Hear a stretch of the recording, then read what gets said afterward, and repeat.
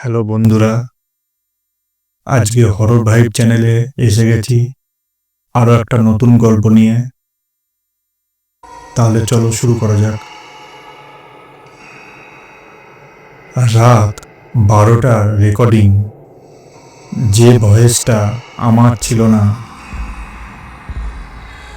মাঝে মাঝে মনে হয় ভয় আমাদের চোখে দেখা কোনো ছায়া নয়। ভয় জন্ম নেয় আমাদের নিজের ভেতর থেকে, যখন আমরা বুঝতে পারি আমাদেরই কণ্ঠস্বর আমাদের নয়। আজকের গল্প রাত 12টার রেকর্ডিং।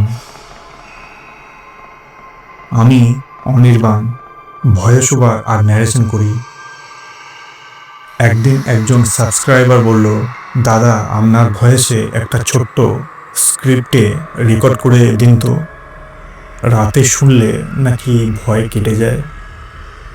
রাত তখন 11:58।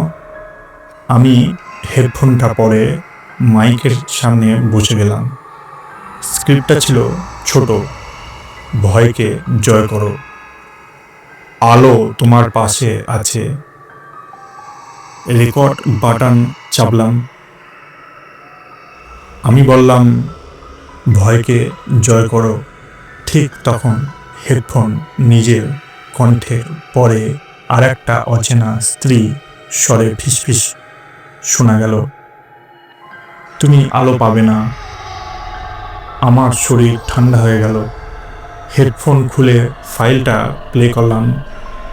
ক্লিয়ার শোনা গেল আমার ভয়েস, আর তারপর সেই মেয়েটার ঠান্ডা কণ্ঠ, আলো তোমার নয়, অন্ধকার তোমাকে চিনে ফেলেছে। রুমে আমি ছাড়া কেউ ছিল না।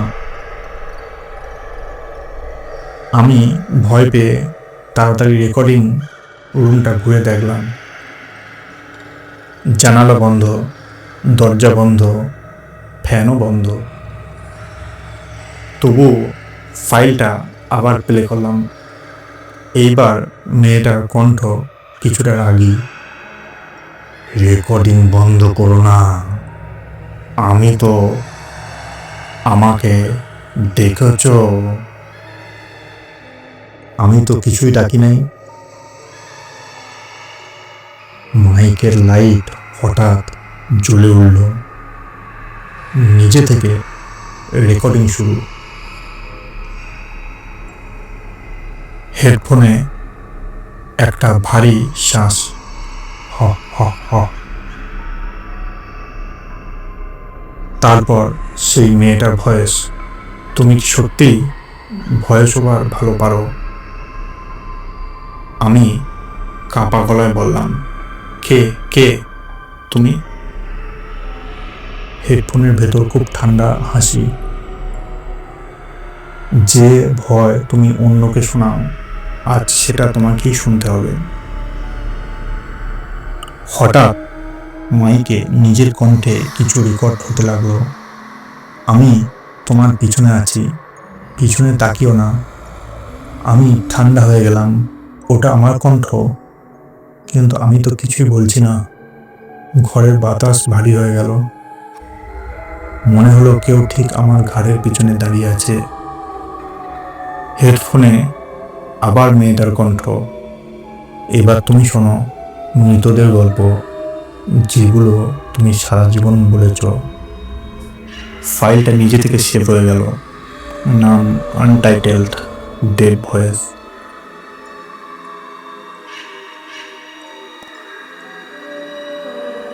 আজও আমি সেই ফাইলটা খুলে শুনতে ভয় পাই, কারণ রেকর্ডিংয়ের শেষে সেই মেয়েটার ফিসফিস,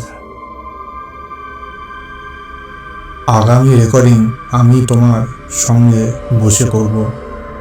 রুমে আজও মাঝে মাঝে হেডফোনটা নিজে নিজে নড়ে ওঠে। হয়তো আজ রাতেই ও ফিরে আসবে। ধন্যবাদ।